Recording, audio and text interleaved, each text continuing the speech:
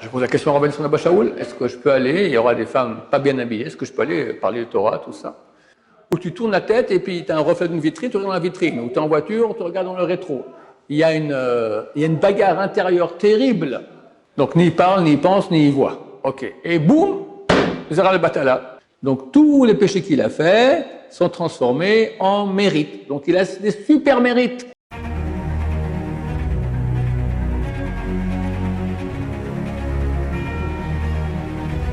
Ce jour dédié pour la Refroshema, la guérison rapide et complète de Chantal, Chana, Batkama, Bezrat Hashem. Alors on me demande ici, ces chers jeunes gens, comment éviter d'avoir, on appelle Zera le Batala, Sommation 120, on parle maintenant de pollution nocturne, involontaire. Volontaire, il faut se battre, il n'y a pas d'autre solution, d'accord?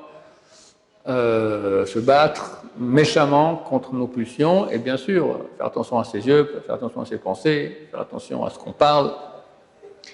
Moi, je vais parler maintenant de pollution nocturne, parce que c'est pas bien non plus. Une pollution nocturne, c'est donner de la force au côté négatif.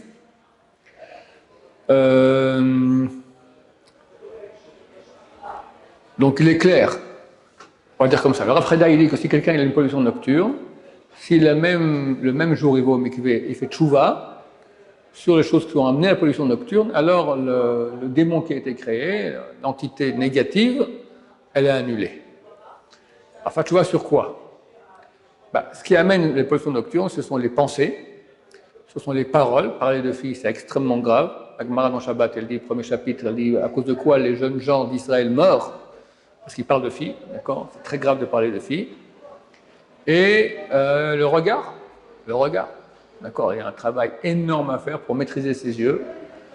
Quand j'ai commencé à faire des séminaires en France, je pose la question à Rabbi Nosson Abba Shaul, est-ce que je peux aller, il y aura des femmes pas bien habillées, est-ce que je peux aller parler de Torah, tout ça? Il m'a dit, si les yeux ne fuient pas, c'est à dire quoi que les yeux fuient? Alors, ceux qui savent c'est quoi, ils comprennent très bien de quoi il s'agit. Tu veux pas voir. Tu as vu là, tu as remarqué ce qui s'appelle, moi j'appelle ça un ovni, d'accord, un objet féminin non identifié. Donc tu as vu qu'il y a un truc qui cloche déjà, de loin, mais tu n'as pas encore bien vu. Alors tu veux pas voir, mais tes yeux, malgré toi, c'est terrible. Tu tournes la tête dans l'autre sens et les yeux regardent dans l'autre sens. Ou tu tournes la tête et puis tu as un reflet d'une vitrine, tu regardes dans la vitrine. Ou tu es en voiture, tu regardes dans le rétro. Il y a une bagarre intérieure terrible. D'un côté, les forces du mal qui veulent te faire voir cela parce que c'est interdit de la Torah, et ton Yeseratov, ton bon penchant qui dit non, c'est mauvais.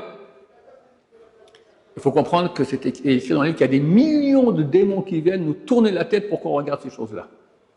C'est une histoire que j'ai souvent racontée. J'étais dans une ville, une des plus belles qui existe au monde, Paris, et j'allais sur un trottoir comme ça, dans une banlieue, et il y avait le trottoir, il y avait un muret, il n'y avait rien. Rien sur le trottoir, rien sur le muret. Et je marche. Tout à coup, je ne sais pas pourquoi, je tourne ma tête comme ça. Et je vois une petite photo comme ça, d'une femme pas habillée, avec un numéro de téléphone. D'accord? Mais comment ça se fait? Tout le chemin, j'ai été comme ça. À ce moment-là, je n'ai pas vu l'image. Je tourne la tête et je vois ça. Quand même bizarre. C'est exactement ça. Tu as des démons qui sont là pour te faire tourner la tête et voir ce qu'il ne faut pas faire. Et arriver à maîtriser ça, c'est un grand travail. Ce travail des grands tzadikim, d'accord? La famille Baba Saleh, chez eux, c'est sacro-saint. Tout leur pouvoir extraordinaire vient principalement de cela. Attention aux yeux. Donc, quelqu'un qui regarde ce qu'il ne faut pas, qui parle de ce qu'il ne faut pas, pense ce qu'il ne faut pas, le résultat il est là, Zera le Batala. Donc, on fait tchouva là-dessus. Quelqu'un qui est déjà, oui. Et c'est de quoi exactement parler de filles?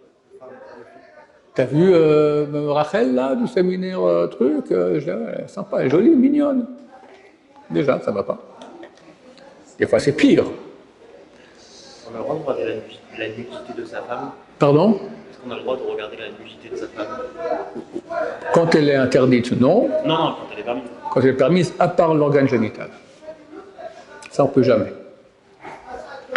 Avant le mariage, tu es en préparation pour qu'est-ce qui est permis, qu'est-ce qui est interdit. D'accord? Pardon? Pas ça, mais le truc d'abord, on ne peut pas parler de Sixta, c'est un niveau. Écoute, si la Gemara, elle dit que c'est à cause de ça que les jeunes gens juifs meurent, ça fait mal. Ça fait mal. Faut faire attention. À quoi ça sert? Quand on parle, on a envie après. Après on y pense, ça vient tout de suite. À quoi ça sert? Et il faut fréquenter des gens bien qui ne parlent pas de filles, ça existe. Bezrat Hashem. Alors, quelqu'un a posé la question ici, quand on décide de faire ce cours-là. Quelqu'un qui est déjà propre, Baruch Hashem. Ça fait longtemps qu'il ne voit plus de filles, il ne parle pas de filles, il ne regarde pas des films, je ne parle pas de films porno, je parle des films kasher goy. Kasher goy signifie pour nous presque pour nous, parce que forcément il y a des bonnes femmes qui ne sont pas bien habillées, donc c'est interdit aussi. Donc ni il parle, ni il pense, ni il voit. Ok. Et boum, Zera le Batala. Pourquoi je fais tchouva, je suis propre, ça devrait aller. Alors là, j'explique ce que le Stipler, le père de Racham Kanevsky, Zatzal, a écrit. Stipler, c'est le grand de la génération, il y a 30-40 ans. Il est écrit dans le Talmud que celui qui a une pollution nocturne la nuit de Kippour finira pas son année. Qui s'inquiète, parce qu'il finira pas son année. Et s'il a fini son année, alors qu'il soit heureux, parce qu'il a tellement de mérite, ça prouve qu'il a droit au Olam Haba, au monde à venir. Bon, si on fait une petite étude statistique, on sait que population normale, on va dire, les gens, ils ont une pollution nocturne, je parle des gens pas trop religieux, pratiquants quand même, ils ont une pollution nocturne involontaire, on va dire une fois par mois, en moyenne. Donc, sur 30 personnes, tu auras un qui aura la nuit de Kippour, il aura pollution nocturne. Si tu en prends 1000, ben, tu en auras 30, etc. C'est juste, voilà. Donc, chaque lendemain du Kippour, beaucoup de gens m'écrivent, Kodarav, terrible, une pollution nocturne, qu'est-ce qu'il paraît qu'on finit pas l'année, tatati, tatati, tatata. Je ne suis pas le premier, des gens aussi ont écrit à l'époque au Stipler, il a écrit une lettre entière, que je cite souvent, dans tous ces cas-là, il dit comme ça. Ce que le Talmud dit, que quelqu'un qui a une pollution nocturne la nuit de Kippour, qui doit s'inquiéter, finira pas l'année, on parle de quelqu'un qui, ça lui arrive presque jamais. C'est fini. Le type, il est marié, il a des enfants, il a 50 ans, il est en Torah, il est en Kudusha. C'est fini, ça fait 40 ans qu'il n'a pas une pollution nocturne. Et tout d'un coup, la nuit de Kippour, boum, ça arrive, c'est pas normal. Ça, c'est un signe du ciel, mon cher ami. Finito. Et si tu passes l'année, tu peux être heureux, tu as tellement de mérite que tu n'as pas Olam Haba. Mais le sapeur me dit, mais les gens qu'il y a aujourd'hui, qui peut dire ça fait 40 ans qu'il n'a pas eu de pollution nocturne? Il dit, même si le type maintenant, on va dire, il y a 5 ans, il a regardé une fille. Il dit pas 5 ans, mais il y a très longtemps, il a regardé une fille. D'accord? Il a mis sur lui une impureté qui reste en lui. 1 an, 2 ans, 3 ans, 4 ans, 5 ans. Il n'a pas fait de tchouva. C'est fait de tchouva, c'est bon. Il n'a pas fait de tchouva là-dessus. Cette impureté, un jour, elle sortira en pollution nocturne. Tu comprends? Alors quelqu'un me dit maintenant, mais je suis propre. Je dis, ok, t'es propre depuis quand, mon cher ami? Ça fait une tchouva d'enfer sur le passé, tout ça. Ok, alors on espère que c'est nettoyé, ça va. Mais quelqu'un, il prend le bus ici, pour aller, il y a Tahar Merkazet, il revient, il doit faire tchouva. D'accord? C'est terrible. Donc, si ça arrive aujourd'hui et que quelqu'un a l'impression que sur la nuit de Kippour, il ne doit pas s'inquiéter et ni être heureux quand l'année est passée. Parce qu'il s'inquiète beaucoup après quand elle est passée. Oh, j'ai Olam Haba. T'as rien du tout, mon cher ami. On ne parle pas de toi, on parle de gens à qui ça n'arrive presque jamais, ou jamais, et c'est arrivé la nuit de Kippour. Tu as posé une question, si ça arrive jamais? Si ça arrive jamais.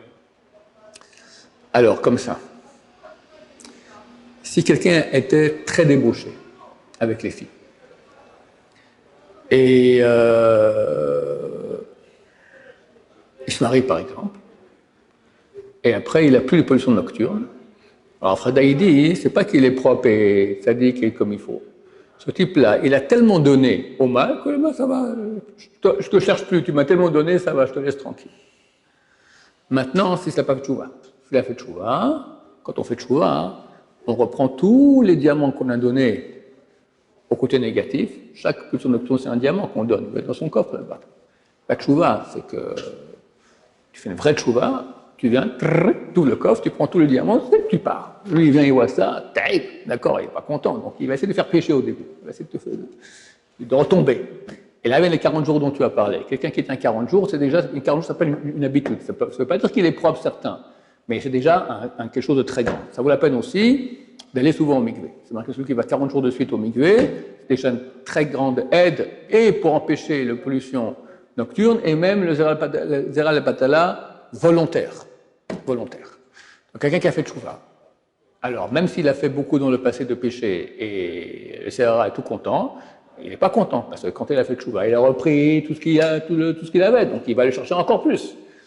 Et là, s'il n'a rien, ça peut au contraire, sa tchouva est très bien reçue et qu'il est propre et qu'il a dit qu'il est Baruch Hashem.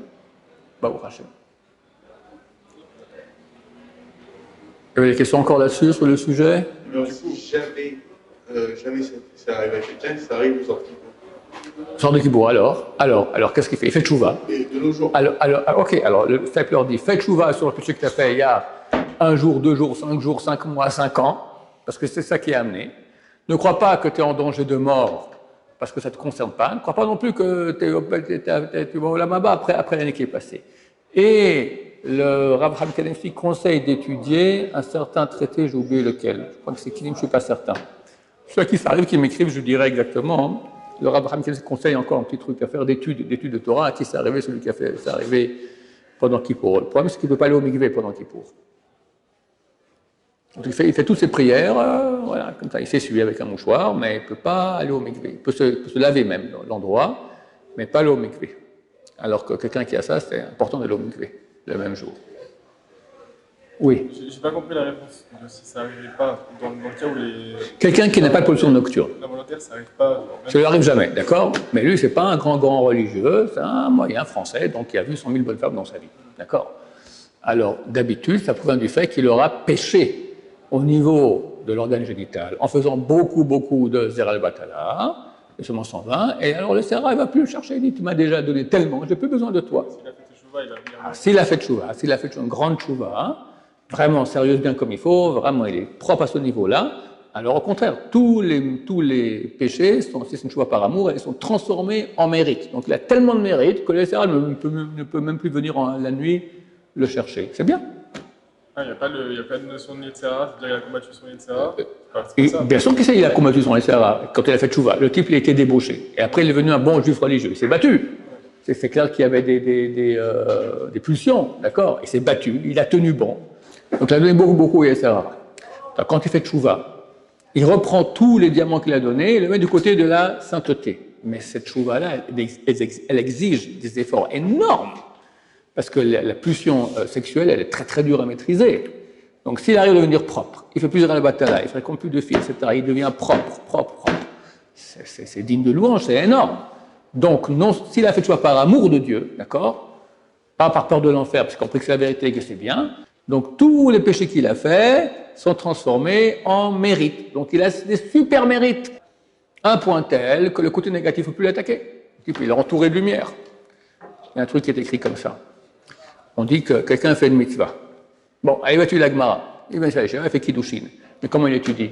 Il s'endort à moitié, il va faire un café, alors bon, tatati, il rêbasse, machin. Alors il crée un ange. Mais là, quand on fait une mitzvah, on crée un ange. Et l'ange qui est créé, il est comme sa mitzvah. Endormi, à un moment il n'est plus là, d'accord, il parle d'autre chose, enfin, complètement à côté de la plaque. Bon, un ange, un freluquet, d'accord. Il va faire un péché. Ah, Goldorak. D'accord, il crée un ange du mal. L'ange, quand tu fais du mal, c'est tout le corps, c'est tout qui parle de la pensée, la parole, le machin. On va s'éclater, d'accord, il s'éclate comme il faut bien. Alors le type, il a créé maintenant une armée qu'on appelle les grands boxeurs, d'accord, donnez-moi le Mike Tyson, ça s'appelait Mike Tyson, d'accord, voilà, une armée de Mike Tyson, comme ça, de mal. Et il y a une armée de mitzvot, mais des anges tout freluqués, miskin, comme ça, ils sont tous par terre. Il fait tchouva. Une vraie tchouva comme il faut bien. Alors, c'est écrit que tous les anges du mal, tous les démons se transforment en mitzvot. Ils se trouvent maintenant avec une armée d'anges que dans le meilleur des cas, il n'aura jamais pu créer. Des Mike Tyson du bien. Toi, les anges du bien que tu avais, c'était des poids-plumes. Là, maintenant, tu as des guerriers extraordinaires. Donc la tchouva, elle donne un mérite tellement grand qu'effectivement, après, le Yetzirah ne va plus venir l'embêter avec du Zera al-Batala. Ça peut arriver tout à fait, absolument. Ça peut arriver qu'il n'y ait pas de. Même au niveau de la génétique, de la médecine, parce que c'est le renouvellement, etc. Au niveau médecine. Oui, quoi? Quelqu'un. Non. Il a déjà fait, alors son corps il s'est habitué à le sortir, alors est-ce qu'il doit. Non, c'est pas question d'habitude. Quelqu'un il se retient, il sera aidé par Hachem. Le corps en lui-même, il a. Ok, quelqu'un qui se sanctifie, il peut ne jamais avoir pression nocturne, jamais. Yaakov Avinu s'est marié à l'âge de 83 ans, il n'a jamais eu de pollution nocturne. Il a dit à son fils que le premier Rouven, c'est ma première semence qui est sortie de moi-même. Le Rav Shach, la grande génération, il s'est marié très tard, vers 28, 29, 30 ans, quelque chose comme ça. C'est très dur à l'époque, à son époque, de trouver des femmes qui voulaient quelqu'un qui lit la Torah. Ça n'existait pas. Et un jour, on lui a dit, venez Rav, on va faire des matzot. Faire des matzot, c'est fatigant, c'est transpirant. On dit que c'est un tikkun de Zer al-Batala. Toutes les gouttes que tu sors dans un effort pour faire une mitzvah, ça répare des gouttes qui sont sorties dans les péchés. Alors on dit c'est un grand tikkun. Il dit j'ai pas besoin de faire tikkun. Alors Shach il a dit pas besoin de faire tikkun. Donc le type s'est marié à 30 ans, il n'a jamais eu. Et c'est évident que les gens comme Rav Ben Sulayman Bachaoul, les gens comme ça, ils n'ont jamais eu. Jamais eu. C'est évident. Donc on ne peut pas dire non, mais l'anatomie, machin, tout ça, c'est des bêtises. Moi j'ai eu quelqu'un ici à la Yeshiva qui a fait tchouva, et il est venu, il ne croyait pas encore en Dieu. Et lentement, il vient du monde d'Ashkenaz, je crois que son père était goy, son grand-père était goy, son arrière-grand-père était juif, je crois. Mais complètement infini le type. D'accord, il est venu, il a fait tchouva au Hachem, et il a dit, après 6 mois, il m'a dit, Dieu existe. Ça fait 6 mois que je n'ai pas eu de pollution nocturne. Le point de vue physique, c'est impossible. Donc il y a une aide du ciel. Il y a une aide du ciel, c'est évident. Il n'y a pas que l'anatomie. Il y a un bon Dieu qui gère l'anatomie du monde. D'accord? Voilà, donc quelqu'un il fait attention, il sera protégé. C'est plus facile quand ça va dans le temps, par exemple, quelqu'un qui se retire pendant longtemps. Oui. Il y a une deadline là. C'est certain que d'un côté, plus il se retient, plus il reçoit de l'aide du ciel parce qu'il est propre. Il y a l'anatomie qui va aller à contresens. Je ne sais pas exactement comment ça fonctionne, mais il y a une aide spéciale pour les gens qui font attention. Abal et Taher, celui qui vient se purifier, mais Taharin, mais Saïn, c'est marqué on l'aide. Celui qui vient se purifier, on lui ouvre la porte, on le laisse. Celui qui vient se purifier, on l'aide. Donc les gens sont aidés de façon anormale. Est-ce que ça influe sur le fait d'avoir des enfants plus tard? Bien sûr, chaque péché qu'on fait influe sur la qualité des enfants qu'on aura. Ah, tu vas avoir ou pas des enfants? Oui. Ça se peut aussi, je ne sais pas. Ça se peut. Ça se peut. Voilà, les enfants de bonne qualité viennent de gens de bonne qualité. Ce que tu es, c'est ce que tu produis. Donc, plus quelqu'un va faire tchouva, il sera propre, plus il aura des enfants de qualité. Au niveau de ça? Ça se peut. J'ai entendu ça une fois quelqu'un qui l'a dit, mais je ne sais pas à quel point. Voilà. Et tout est réparable par la tchouva. Absolument tout. Sauf rien. Hein? Non, Chilou Hashem aussi. Chilou Hashem, alors on fait du Kiddush Hashem. Il n'y a aucune avéra qui est... En davar omel bifnei ha-tchouva. Il n'y a rien qui peut tenir face à la tchouva. Parce que la tchouva était...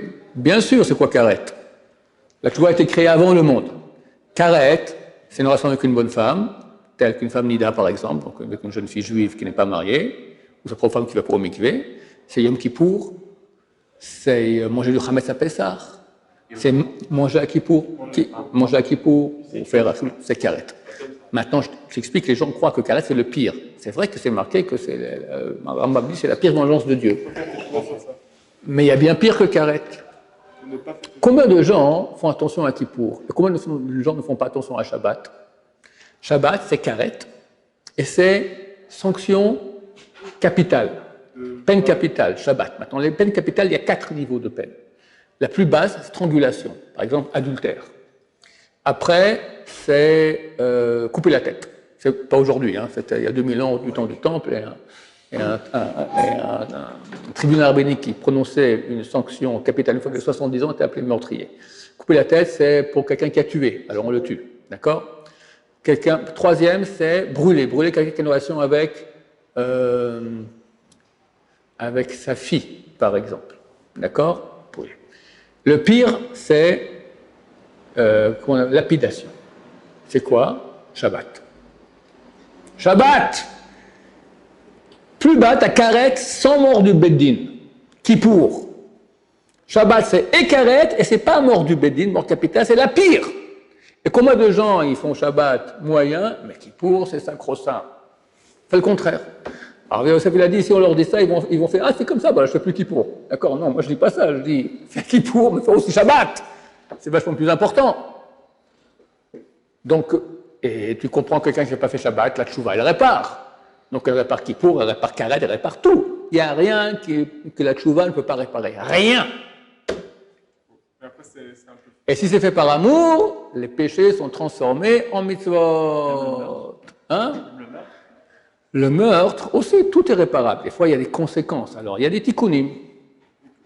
Il y a des réparations à faire. C'est dur de savoir comment. Si tu veux savoir l'objet. On sait que la teshuva est sincère, parce qu'il y a plein de gens qui font et qu'après, directement, ils font teshuva, ils se remettent, ils font mikvé, etc. Ils disent, dans les cas, je ne le fais plus, mais après, ils retombent. Il faut qu'il y ait un moment. Regarde, chaque teshuva, elle est valable. Même s'il fait teshuva le soir, puis il retombe de nouveau le lendemain, hein, la teshuva, elle a une valeur. Il n'y avait pas non, il n'y a pas de temps limite. La teshuva, c'est trois choses. C'est dire à Dieu, j'ai péché, je regrette, et je pense à moi de plus jamais le faire de ma vie.